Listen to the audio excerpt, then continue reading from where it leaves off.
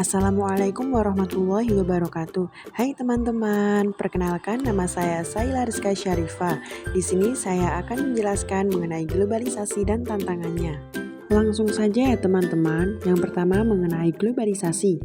Globalisasi secara umum adalah proses integrasi dan interaksi yang terjadi secara bertahap di antara individu, entitas, dan negara yang berbeda di seluruh dunia. Nah, globalisasi dalam konteks kajian IPS SD atau MI dapat diartikan sebagai proses integrasi kehidupan masyarakat lokal ke dalam komunitas global di berbagai bidang.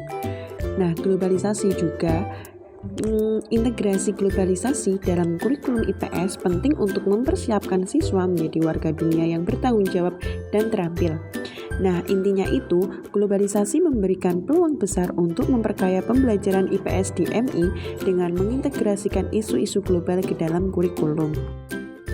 Nah, untuk selanjutnya mengenai penerapan globalisasi. Apa saja sih contoh penerapan globalisasi dalam pembelajaran IPS di SD atau MI? Nah, yang pertama yaitu mempelajari dampak pariwisata. Siswa diajak untuk menganalisis dampak positif dan negatif pariwisata suatu daerah. Yang kedua, membandingkan sistem pendidikan. Siswa dapat membandingkan sistem pendidikan di Indonesia dengan negara-negara lain seperti Jepang yang terkenal dengan kualitas pendidikannya. Lanjut ya teman-teman, sekarang ada dampak positif globalisasi dalam pendidikan IPS. Apa saja sih dampak positif globalisasi dalam pendidikan IPS itu? Nah, yang pertama, IPS membantu siswa memahami dan menghargai keragaman budaya, sistem politik, dan tantangan global.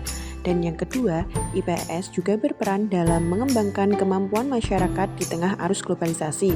Yang terakhir, pendidikan IPS harus mampu menyesuaikan diri dengan arus globalisasi dan memanfaatkannya sebagai aspek penting dalam proses pembelajaran. Lanjut, karena tadi sudah ada dampak positif, pastinya ada dampak negatif. Nah, apa sih dampak negatif dari globalisasi dalam pendidikan IPS? Yang pertama, globalisasi dapat menyebabkan munculnya tradisi serba instan dan cepat.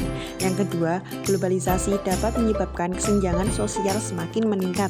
Yang terakhir, globalisasi dapat menyebabkan menurunnya kualitas moral siswa.